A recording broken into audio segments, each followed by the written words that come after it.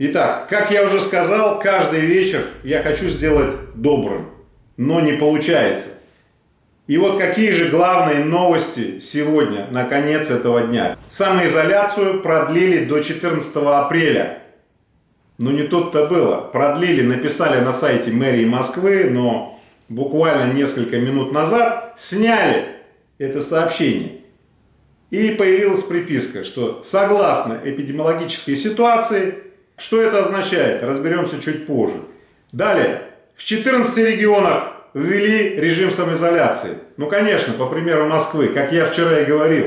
Третье, Путин подписал новое распоряжение и добавил: береженого бережет Бог. Далее, призыв в армию не отменили. Все по плану. Ну и напоследок, сумасшедшие штрафы за нарушение ограничительных мер. Обсуждаются сумасшедшие штрафы. Вот из таких новостей состоит наш день, и сегодня обо всем этом по порядку. Но сперва я скажу вам следующее, друзья мои. За всем этим хаосом мы совершенно забываем следующее. Российская нефть подешевела до минимальной цены с 1999 года. Это означает, что в бюджет будет поступать очень мало денег. И огромное количество бизнесов и рабочих мест, что обслуживает нефтяную, газовую и прочие энергетические отрасли, будет под еще большим давлением. Это не является сегодня темой выпуска, это как бы за рамками. Но я предупреждаю, все, чего мы не видим, может нанести нам гораздо больший вред или ущерб. И таит в себе гораздо большую опасность по сравнению с тем, что мы обычно обсуждаем или что находится в видимом поле. Едем дальше. Вопросы, которые волнуют всех и на которые до сих пор не может ответить московская мэрия. Первое. Как получить пропуск и что дают спецпропуска? Второе. Что такое умная система и как она будет работать? Умная система контроля. Третье. Как будет определяться, что человек поехал по срочным неотложным делам? Едем дальше. Четвертое. Как доказать, что ты едешь на работу? Пятое. На основании чего устанавливается сумма штрафа за нарушение карантина? Шестое. Кто будет назначать штраф? Ну и седьмое. Что делать, если запланирован какой-то переезд? В общем, эти вопросы волнуют очень многих. Люди пытаются получить на них ответ. И пока основное поле для ответов — это слухи. Поле слухов — это питательная почва для придумывания всякой ерунды. К сожалению, это так. Поэтому, чем раньше будут разъяснения, тем раньше будут уменьшаться количество интерпретаций, которые невыгодны в текущем моменте. Подчеркиваю, невыгодными интерпретациями является любая интерпретация, которая порождает панику. В общем, давайте не будем обсуждать уже этот вопрос, имел ли вообще право Собянин вводить режим самоизоляции. В конце концов, это уже старая песня, принятые решения, ну что, они уже запустились в реализацию. Более того, уже 14 регионов тоже ввели, по примеру Москвы, режим самоизоляции, а Чечня, например, и некоторые регионы вообще закрыли республики. Я со своей стороны могу добавить следующее, что сегодня я лично выезжал на одну встречу, которую не мог никак отменить. Я не столкнулся ни с какими ограничениями. Более того, более 65% людей по всей России совершали сегодня действия, ну, в общем-то, в обычном режиме. Потому что они не могут уйти на какую-то там самоизоляцию. Все. Они привязаны к рабочим местам, машинам, аппаратам и так далее. Поэтому вдумайтесь в цифру: 65% людей. Поэтому, в принципе, у нас существует гибридное состояние. Наряду с самоизоляцией, то есть одни самоизолируются, другие продолжают работу. Поехали дальше. О взятии предпринимателей на себя части ответственности за общество я бы хотел поговорить подробно, потому что те предприниматели, которые ведут себя так, как я сейчас расскажу, это реальные ролевые модели. Смотрите, владелица крупнейшего онлайн-ритейлера Wildberries, самая богатая женщина России по версии Forbes, Татьяна Бакальчук, она призвала всех ритейлеров, продовольственных магазинов, в том числе перевести свои магазины в режим выдачи товаров и доставки. То есть что сейчас происходит? Невзирая на режим самоизоляции, люди ходят в магазины и в принципе, что греха таить, кассы, прилавки и так далее, количество физического контакта в принципе тоже значительное. Поэтому, по примеру магазинов непродовольственной розницы, которые прямо вот один за одним переходят на режим работы точек выдачи, то есть они получают заказы и доставляют их с курьером, Татьяна Бакальчук предлагает предпринимателям перевести свои магазины тоже в такой же режим выдачи. Это сократит количество социальных контактов, это стимулирует генерацию нами самими, как обществом, социальной вакцины. Принцип, по которому Татьяна Бакальчук предлагает повести работу, следующий. Работа только с предоплаченными заказами. Почему? Потому что сейчас не нужно, чтобы люди набирали в долг. Бесконтактная выдача заказов. Но это вы знаете. Привезли посылку, положили перед дверью. Ты можешь рассчитаться за нее через электронный кошелек, через карточку или еще каким-то образом. Не надо наличные. На бумаге коронавирус живет достаточно долго. На пластике вообще несколько дней. Дальше. Допуск в помещение не более одного человека. Это все реализуемо, если магазины работают в режиме точек выдачи. Вот. И самое главное, я подчеркну, кто уже присоединился к инициативе Татьяны Бакальчук: Wildberries, МВидео, Эльдорадо, Ламода, Озон, Ситилинк, Связной, ДНС, ПЭК, Алиэкспресс, Снежная Королева, Спортмастер, Авито, 220 вольт. Очень многие бизнесмены и предприниматели уже присоединились, что очень радует. Быстрые и созидательные действия предпринимателей нашей страны – это существенный вклад в смягчение прохождения этого кризиса. Да, самый популярный вопрос. Оперштаб объявил, что карантин продлят до 14 апреля. Потом это заявление с сайта удалили. Да. Что вы об этом думаете? Будет ли в итоге продление карантина? И если будет, хорошая ли это мера? Первое. Я уверен, что сейчас ситуация развивается по сценарию очень быстрому. Поэтому 2 недели, которые ранее предполагали власти на ограничение передвижения и так далее, это была вынужденная мера при публикации сообщения поставить какую-то дату. Теперь эта дата убрана, потому что в принципе уже и раньше было понятно, что меньше 2-3 месяцев вот этот вот кипиш не продлится. Поэтому сейчас сообщение убрано и есть надпись, что согласно эпидемиологической ситуации. Все экономисты, все бизнесмены, все предприниматели уже знают, что, друзья мои, начавшийся процесс, он через 3 месяца точно не закончится. Гарантирую, что не закончится по одной простой причине, что сегодня за один день было такое количество контактов, контрактов коммерческих разорвано. Вы просто себе не представляете. Я сегодня с утра провел 10 совещаний, на каждом из которых подписал списком расторжения контрактов со стороны тех, кто должен был поставлять мне товары, да, и получил встречные расторжение контрактов от своих контрагентов. То есть списками. Все бизнесмены сокращают инвестиционные программы, все программы развития, все программы нового там развития, все пытаются уйти в кэш, чтобы сохранить этот кэш, потому что выручка огромного количества бизнесов резко падает. Я подчеркиваю, это не кипиш изоляции, это кипиш, связанный с тем, что 2-3 месяца экономика будет идти вниз. Закрытие рабочих мест, сокращение бизнесов и так далее. Если это еще будет на фоне расширяющегося огня этого вируса, то будет вообще хреново. Да, Игорь, в итоге-то будет продление именно вот режима карантина, такого, как его сейчас вводят? Ну, первое, карантина до сих пор нет. Режим ужесточения, режим давления на то, чтобы люди самоизолировались, будет продолжен. Дело в том, что при карантине и при чрезвычайных ситуациях, и при каких-то таких вот вещах наступают следующие экономические последствия, и социальные тоже, которые власти пока планируют как запасные, но не реализовали. И я в этом смысле с властями абсолютно согласен. Не надо все резервы на реагирование вводить сразу. Текущая ситуация и меры, которые власти принимают, она, на мой взгляд, достаточная. Игорь, завтра Госдума будет рассматривать закон об ужесточении ответственности ответственности за нарушение режима карантина. Там будут огромные штрафы рассматриваться и даже вплоть до уголовных наказаний до 7 лет. И, скорее всего, этот закон примут, потому что Путин уже его прокомментировал сегодня. Как вы к этому относитесь и считаете ли это эффективной мерой? Я, конечно, понимаю, под этой фразой «береженого Бог бережет» и под вот этим вот списком я могу его прочитать. Вот смотрите. Быстро регистрировать новые тест-системы, как из России, так и иностранные.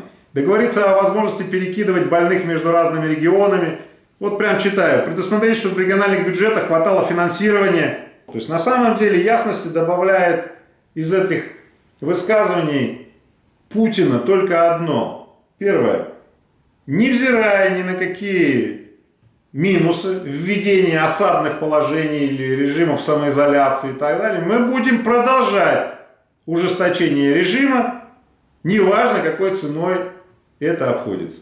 Вот когда идет кипиш и идет война, а сейчас идет война с тройным кризисом, финансовый, паника социальная и вот этот вот вирус, слушайте, есть простое правило, даже если тебе не нравятся законы и решения властей, ты обязан их выполнять. Это а. безопаснее и б. это полезнее для выживания общества.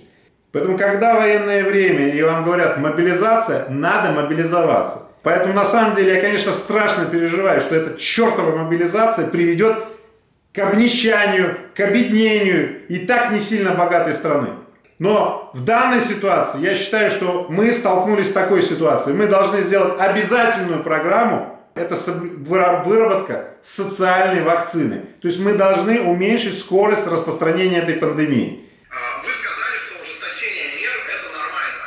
И все могут понять, если это просто штрафы. Но речь идет об уголовных наказаниях до 7 лет. Считаете ли вы конкретно эту меру адекватной? Мне сложно согласиться и принять это сходу. Но когда я посмотрел мировую практику, когда я посмотрел, что случалось в тех случаях, когда подобные меры, вот подобные, драконовские я их называю, не применялись, то я склонен согласиться с тем, что это разумно.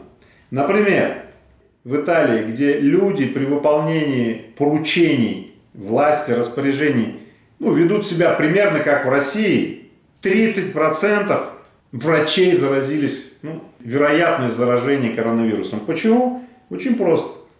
Не соблюдали режим контакта с больными и так далее. Потому что раздолбайское отношение людей и вот это восприятие, что да, на авось пройдет, оно приводит к этому. А итальянцы очень похожи в этом смысле на россиян. Очень похожи.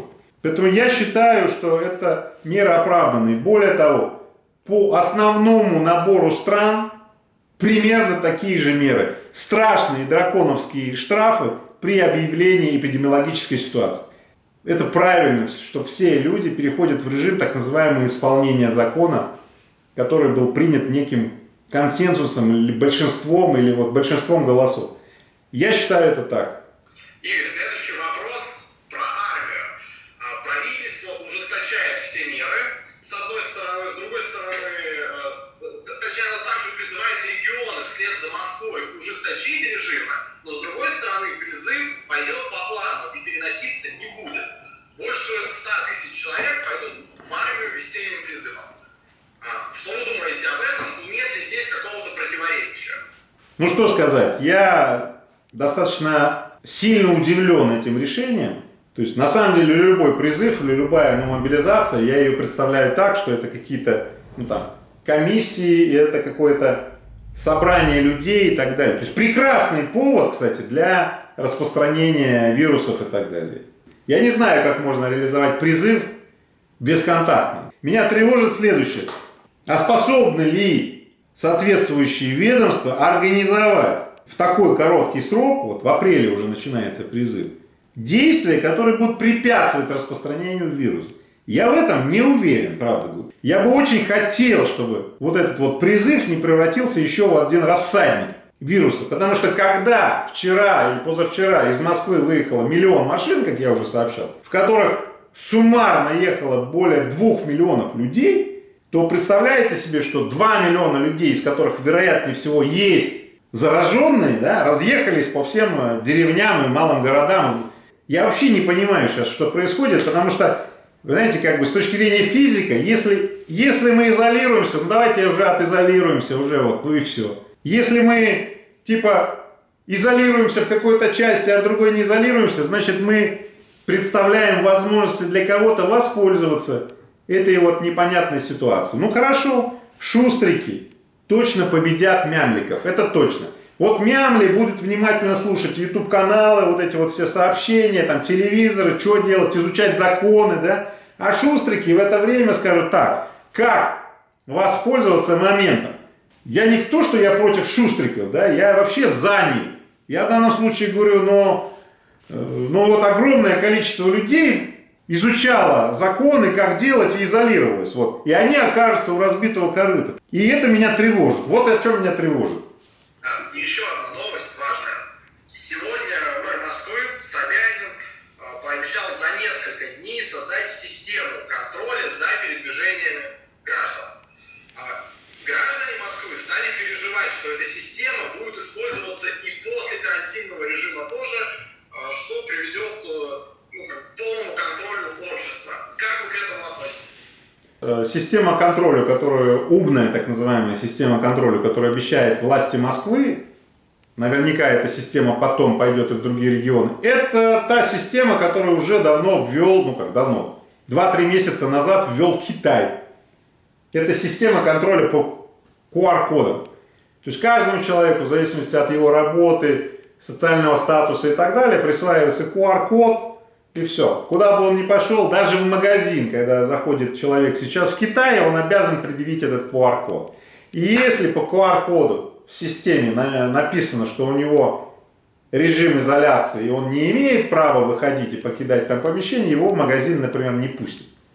То есть что-то в этом есть. Но с точки зрения последующего использования таких систем, однозначно да. Эти системы будут использованы и в других режимах. Полицейских, слежка и так далее. И это, я считаю, неизбежная ситуация, которой мы в ней уже оказались. То есть все наши персональные данные, которые якобы являются конфиденциальными, по факту не являются конфиденциальными. Мы к этому придем уже в этом году. И на самом деле ничего в препятствовании этого мы с вами сделать не можем. Нам придется адаптироваться с этим, более того, использовать это обстоятельство в своей жизни. Например, я сейчас перехожу к позитивным вещам, следующих от этого. Смотрите, если персональные данные людей утрачивают такую секретную природу, это означает, что эти данные будут обычными, бизнес-данными. То есть возникнет огромное количество бизнесов, умных бизнесов, да, которые будут предлагать товары не просто вот так вот, иди купи что-то, да, а будут еще более точно таргетироваться или маркетироваться на человека. И это, безусловно, создаст следующий слой или возможность снижения транзакционных издержек в российской экономике и в мировой, в частности. Поэтому в любом плохо есть что-то хорошо. Более того, в любых вот этих вещах, которые все равно наступят, лучше сразу переброситься и смотреть, а что там хорошо. На самом деле именно это позволяет сесть на волну начинающегося тренда. И это очень круто для начинающих предпринимателей. Да, Игорь, вопрос от подписчика из чата. Какое может быть максимальное ужесточение мер по изоляции? Максимальное ужесточение мер по изоляции было достигнуто, например, в Китае. Значит, в Китае конкретно, я уже начал рассказывать, все получили QR-коды. И в зависимости от этого QR-кода уровни доступа людей были организованы таким образом. Сканер определял, он вообще имеет право здесь появиться. Если нет, тут же в каталажку или большой штраф и в каталажку. В результате очень быстро китайцы наладили режим, что никто не высовывался, потому что пойди высунься. Поэтому на самом деле мне бы не хотелось, чтобы завтра, когда люди на Серебряном Бару или где-то жарили бы шашлык, приходили ребята такие с повязками, да, сканировали бы электронные паспорта людей, да, и штрафовали, и увозили в каталажку. Я не знаю, каталажек не хватит. Игорь, вы уже сказали про стоимости на нефть. И на самом деле это многих беспокоит, потому что рубль явно ослабевает. И вопросов очень много от наших зрителей, что будет с рублем в ближайшей перспективе, и что будет, если нефть упадет еще сильнее. В режиме, когда сейчас ни хера ничего не понятно, вот ни хера, вот эти все колебания, они могут шляться в достаточно большом диапазоне, там 20-30%. Сейчас вот нефть, как она падает, да, ну вот цена на нефть падает, это означает, что, ну, в общем, через недельку курс будет на уровне 82-84. Ну, я, в принципе, морально к этому готов, я знаю, что она сейчас будет вот колебаться, то есть, грубо говоря, если нефть будет стоить 5-10 долларов, то ну, доллар будет 100 рублей стоить.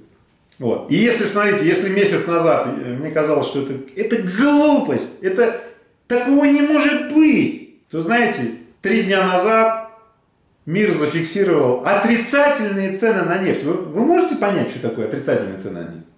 Это когда производитель, ну, например, сернистой нефти, не очень хорошей по качеству, ну, нефти, да, из которых битума можно делать, должен доплатить $0,50 за то, чтобы нефть из его хранилищей вывезли. Вы понимаете, в чем мы оказались? Падение физического спроса на нефть, которая сейчас происходит во всем мире, делает нефть как песок. Все, ну вы представьте, вот песок. Вы пришли на море, там песок. Горы хорошего желтого песка, ну горы. Вы пришли в Дубай, вы пришли в пустыню. Там много песка. Так вот, нефть это такой же песок. Это слом системы координат вот полный. В этих условиях какие нахрен прогнозы? О чем вы говорите? Люди спрашивают, не опасно ли хранить сейчас деньги в банках, и может имеет смысл эти все деньги забрать, которые имеются, и пусть они лучше лежат дома под подушкой. Потому что ситуация, когда деньги обесценивались, условно, нам хватило в истории. Люди боятся этого. Я деньги из банков не забираю. Ну, дело в том, что прошлые кризисы, они были совершенно другими. И если мы будем переносить наше реагирование и строить его, копируя наше реагирование из прошлых кризисов, то вот это записанные в памяти шаблоны реагирования на прошлые кризисы устарели. Они актуальны были к тем периодам. Это совершенно другая история.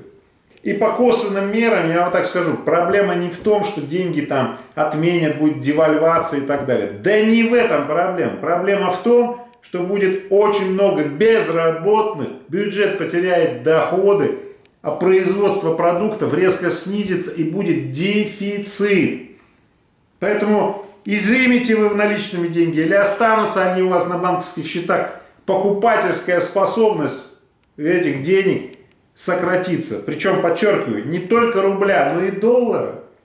Мир будет охвачен инфляцией, то есть количественное смягчение и эмиссии, попытка залить все эти пожары деньгами будут такие, что покупательская способность любых денег будет таять очень быстро. А почему будет дефицит? Да очень просто. Многие экономические цепочки разрываются сейчас. Почему? Ну, заводы останавливают, продукта нет.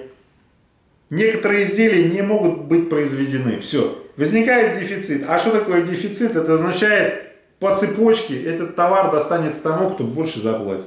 То есть в условиях, когда мы не знаем строить прогнозы и делать вот эти вот действия, ну, на самом деле ни к чему не приведет. Но мне кажется, в этом кризисе нам придется прибегнуть к еще более жесткой стратегии. Или тактике, как называете. Ну, хорошо, стилю действий. Знаете, как она называется? Она называется «притворись мертвым». Это такое замереть. Замереть, потому что любое действие, любое твое действие может приводить к тебе травмам. То есть на самом деле большинство людей умирают в это время не от вирусов, а от страха, от паники или от того, что они попадают под какие-то ситуации, которые не могли просчитать. Потому что все очень подвижно. Поэтому в этом состоянии действительно лучшее поведение — это замереть, притворившись мертвым дома. Игорь, важный вопрос. Вы сказали про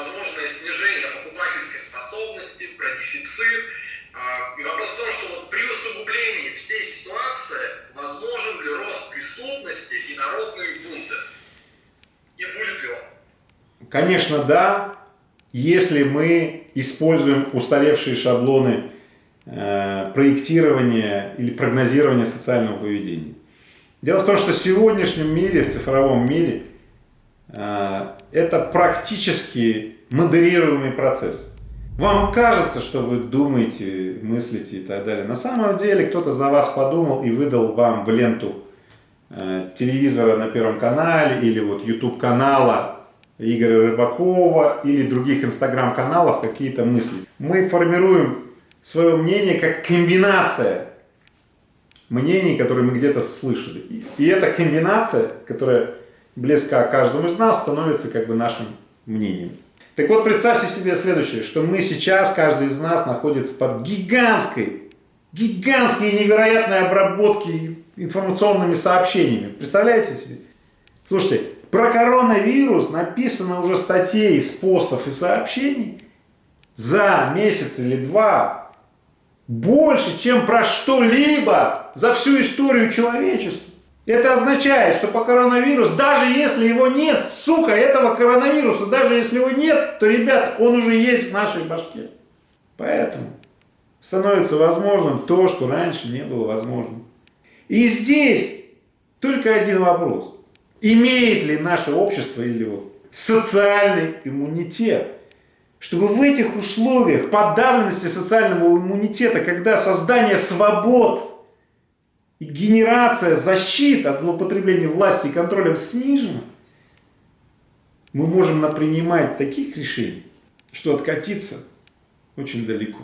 И все, что мы таким трудом, как общество, сложили и стабилизировали в ближайшие, прошедшие 20-30 лет, мы это все потеряем и окажемся в 91-м или в 93-м году, это как вам ближе. И это, черт побери, меня тревожит. В принципе, сила воздействия в 91-93 годах на развал страны была абсолютно сопоставима с тем, как сейчас происходит сценарий воздействия на наши головы от этого коронавируса. Я не знаю, что делать, но я знаю, что сделать. Странная, да, фраза? Я не знаю, что делать, и я знаю, что сделать. Нет, ничего странного нет. Дело в том, что горизонт моих пониманий снизился до нескольких месяцев. Так вот, в несколько месяцев я знаю, что я буду делать. И меня поэтому прогнозы особо не волнуют, потому что прогноз приводит к тому, что значимость придаваемого спрогнозируемому чему-то потом врождает во мне только страхи. Я потом еще больше додумаю и придумаю. Нет, не хочу жить прогнозами, которые загоняют меня в тупик. Буду жить планами, причем мой тактический план это на несколько недель и на несколько месяцев. Подчеркиваю, это конкретный принцип. В момент кризиса, и штормов и нестабильности вся система планирования переходит на совершенно другой режим. Длинный план это несколько месяцев, план короткий недели. Поэтому тот, кто в малом и среднем бизнесе, сразу меня поймет, что ежедневное отслеживание кэша, поступления выплаты, еженедельная коррекция ведения дел. И все это касается и малого и среднего бизнеса, крупного тем более, и каждого человека в отдельности. Потому что каждое домохозяйство отдельное, которое ведет человек, это домохозяйство, это маленький бизнес. Мир не будет таким, как прежде. Мы все равно выживем, подчеркиваю. Но обращайте внимание на каждую деталь, которая может добавить вам плавучести. И не попадайте в ловушки, которые сейчас активно расставляются людьми под названием «люди-ловушки». Люди всего двух типов есть. Люди-ловушки, люди-антиловушки. Либо вы попадаете с людьми-ловушками в зону страха, либо у вас много людей-антиловушек, и вы находитесь в состоянии дееспособности. Да, идем дальше. Очень важный вопрос, который интересует многих. Карантин, скорее всего, продлят до 14 апреля, а потом, возможно, продлят еще. Многих работников, сотрудников за это время, конечно же, уволят. Да. Дайте очень короткие, емкие и ценные рекомендации этим людям, которых, скорее всего, уволят. Друзья мои, многие, кто не знает, что их уволят, на самом деле их уже уволили. и списки уже распечатаны, утверждены и так далее. Просто они не доведены пока до сведения и так далее. К сожалению, говорю это, большому сожалению. Вот. Поэтому важно подготовиться с упреждением к этому. Пока у вас хорошее настроение, кто сидит дома, кто думает, что он выйдет, пожалуйста, обратите внимание на IT-профессии. Обратите внимание на те профессии, которые не требуют присутствия на рабочем месте. Если вас уволят, чтобы вы, первое, морально к этому были готовы, да? И второе, вы за это время каникул, карантикул, как я их называю, да, вы позаботьтесь о своей безопасности. Поэтому приведу вам конкретный пример. Денис Рогалев, бывший топ-менеджер компании Технониколь, который попал в ситуацию, грубо говоря, что топ-менеджерам больше не платят гигантские зарплаты. И он решил стать тренером по передаче офигенного, суперского опыта по настройке высокоэффективных производственных процессов и теперь переквалифицировался в бизнес-консультанта, тренера с дистанционным режимом взаимодействия. Например, если вы профессионал в какой-то области, станьте ценными не в том, что вы ходите на работу и эту профессиональную компетенцию доставляете физически до своего работодателя, да? А станьте тренером, воспитателем, педагогом, который наставничает других людей, передавайте свою компетенцию другим, станьте тренером. Если вы сейчас будете ждунами и будете сидеть и займете принцип жертвы, старательная жертва, которая старательно отсидит карантин, старательно выйдет, когда его, черт побери, отменят, непонятно, когда его отменят, и вы получите увольнительную, это будет глупо, согласитесь. Поэтому сейчас подумайте, как стать более ценными для других компаний, для клиентов и так далее. Ну и с другой стороны, давайте я не буду нагонять сейчас страсти. Почему? Потому что 65, подчеркиваю, запомните цифру, 65% людей сохранит свои рабочие места, потому что они не переносятся ни в какую там дистанционную и так далее. Поэтому я ожидаю, что 65% людей все равно сохранят работу. Буду сейчас перечислять, какие еще бывают виды. Итак, онлайн-торговля в магазинах. Я знаю, что очень многие люди торговали продуктами из AliExpress. Сейчас я вам рекомендую с Татьяной Бакальчук, с Wildberries работать. Очень многие люди могут торговать продуктами с Wildberries. Видеопроизводство. Смотрите, сейчас огромное количество людей сидит и делает контент, вещанием занимается. Огромное количество людей требуется, креативные дизайнеры, промоушен. Это область, которая вдруг получает новую, вторую, так сказать, жизнь. Дальше. Онлайн-ассистенты. Ведение календаря, встреч, конференций, дистанционных конференций. Это очень кропотливая работа. Слушайте. В общем, IT-профессии я уже сказал. Но не забывайте следующее. Огромное количество профессий будут старых, и они никуда не денутся. И там работодатели предпочтут продолжить контракты с теми, кто более полезен существующим фирмам. Да, Игорь, еще один важный вопрос. Сейчас уже многих отправили работать на удаленку, но также многих еще отправят в течение ближайших недель. Как вы думаете, насколько упадет продуктивность от того, что рядом диван, телевизор, чайник, насколько вообще может быть эффективной удаленная работа? Это очень интересный вопрос, потому что он меня очень сильно волнует. Представляете, 65 компаний, в которых у 1/3 дистанционная работа, они так родились, да, а у 2/3 нет. Поэтому, смотрите, я специально для вас подготовил список рекомендаций от Игоря Рыбакова, как организовать эффективно, продуктивно и с наилучшим уровнем дистанционную работу. В описании к этому прямому эфиру я это все прикреплю, и поэтому всех отправляю после эфира или прямо сейчас выйти подписаться на канал, поставить колокольчики, чтобы не пропускать полезную информацию, да и более того, это не только информация, это источник выживания зачастую, да? Ну и те, кто захочет взять от меня эти советы по организации дистанционной работы, может в описании это найти. Но со своей стороны я подчеркну, я не знаю, насколько эффективным является организация дистанционной работы. Я этому учусь прямо сейчас. Игорь, вы работаете удаленно уже с пятницы. Насколько эффективно у вас получается? Можете вот по первым дням какую-то оценку свою дать? И какие трудности возникают? Значит, смотрите, дистанционная работа – это точно такая же работа. Это не фриланс. Хочу работаю, хочу не работаю, когда хочу работаю, тогда работаю. Не фриланс, подчеркиваю. Дистанционная работа – это следующее. Вот в 9:00 начинается работа, короче, в 9:00 пятиминутное включение с видеосвязью, не по микрофону, значит, там, я не знаю, где вы сидите. На 5 минут все показали свою готовность, и все мы в процессе. Дальше, есть особенности. Есть люди, которые драматически не приспособлены к самоорганизации. Вы же сами знаете. И поэтому, если они остаются, один на один с собой, то они залипают в ТикТок, Инстаграм, соцсети или еще куда-то, в ВК и так далее. Поэтому, если вы дистанционно работаете и хотите, чтобы вас не сократили первыми, закройте все соцсети, когда вы находитесь по режиму дистанционной работы. Соцсети сильно отвлекают и снижают эффективность. Более того, вашу активность в соцсетях отслеживает в это время работодатель. Знаете об этом? Это очень просто. Вот я обратил внимание для начала на 2 вопроса, а там их не 2, там много особенностей.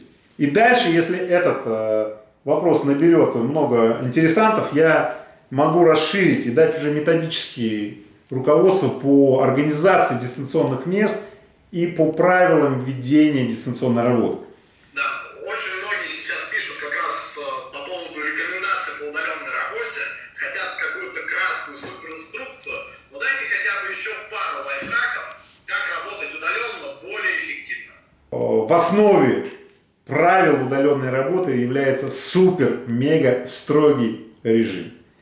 То есть, например, типичная рекомендация компании Технониколь, компании СОК и компании из моего холдинга следующая. Смотрите, что топ-менеджер, смотрите, у которого там типа ненормированный рабочий график, смотрите, заступая в 9 часов рабочее место, он для семьи перестает быть доступным. И семья должна знать, что он для семьи, сходи в магазин, мусор вытащи там или что-то там, перестает наличествовать. И дальше в 6 часов или во сколько там, вот, смотрите, в этом диапазоне его нет для семьи, поэтому очень строгий режим. Смотрите, подчеркну, это касательно и топ-менеджеров, и других специалистов. Подчеркну, это не фриланс и так далее. Или, например, следующее, если вот сейчас вы посмотрите на мой задник, который у меня, это библиотека. Представьте себе, что моим бы задником был бы сейчас какая-то дверь, за которой там постоянно кто-то ходит. Это бы очень сильно отвлекало, например, людей, которые взаимодействуют со мной. Поэтому конкретные подходы, методические рекомендации и так далее, как организовать свое рабочее место, как расписание организовать, если вы руководитель, на что обратить внимание, как расправляться с теми людьми, которые не соблюдают режим. Сразу скажу, не надо с ними никак расправляться. Рекомендация такая: работать с теми, кто взаимодействует по режиму так, как должно, и не обращать внимания, кто не подчиняется этому. Разберетесь чуть позже, или работодатель, или начальник. Просто берите их на карандаш. Да? Были вопросы, как вы со стрессом справляетесь? И буквально, и фигурально, все, что с нами произойдет в ближайшее время или сейчас происходит, зависит от нас самих, или даже больше того, зависит лежит в наших руках. Поэтому вот эти медитации, которые я делаю, они помогают мне вырваться из зависа, из залипа, который я тоже попадаю иногда. С утра вместо сводки новостей, что там случилось за ночь или за день, я читаю этот текст, он позволяет мне настроиться на день со знаком плюс. Я успокаиваюсь, когда я читаю этот текст. Человек 4 лишается чистоты. Чистота, кстати, это очень все просто. Если я заполнен чистотой, то мои действия, мои Ну, то, что со мной случается, они такие органические, без усилий у меня все получается. Так вот, человек четырежды лишается чистоты. Первый раз, когда перестает различать устойчивое и шаткое, теряет доверие к своим ощущениям, больше верит чему-то описанию, а не своему проживанию. Его путь начинает контролировать внутренний вредитель, ВВ. Он учит человека полагаться на чужое мнение, чужой диагноз. Он сбивает человека с его ощущения «ты». Итак, представление человека под влиянием ВВ. ВВ1. Доверие деловитому мышлению и линейной логике. Доверие чужим диагнозам, установкам и Google картам.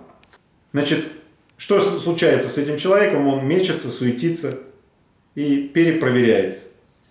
Вот. Что происходит в поле чистоты? Доверие опыту в поле чистоты. Доверие ощущениям, чувствам в поле чистоты. Человек идет как видит, движется как чувствует и выбирает как ощущает. Совершенно другой, да, расклад. Второй раз человек лишается чистоты, когда принимает за норму привычку застревать и забывает как норму привычку сдвигаться. Верит в полезность долгих подготовок, откладывания на завтра, а не действия сегодня. Его ежедневные действия начинает контролировать внутренний вредитель 2, под влиянием которого он обучается ждать, готовиться и откладывать начало действия. ВВ2 сбивает человека с его ощущения чистоты. Опять сбивает. Третий раз человек лишается чистоты, когда вместо твердого и бодрого в отношениях в бизнесе человек соглашается на дряблое и увязшее. Вязнет в рутине. Не выкладывает свой путь жизни твердыми блоками намерений. Верит, что и так достаточно, а не берет то, на что он достоин. То, что его. Вот. Ну, еще кое-какие тексты, которые, перечитывая, я как бы вспоминаю, что на самом деле у меня есть возможность, обязанность и даже, ну, право, само собой, да, но возможность, обязанность и даже ответственность взять от жизни то, что мне принадлежит.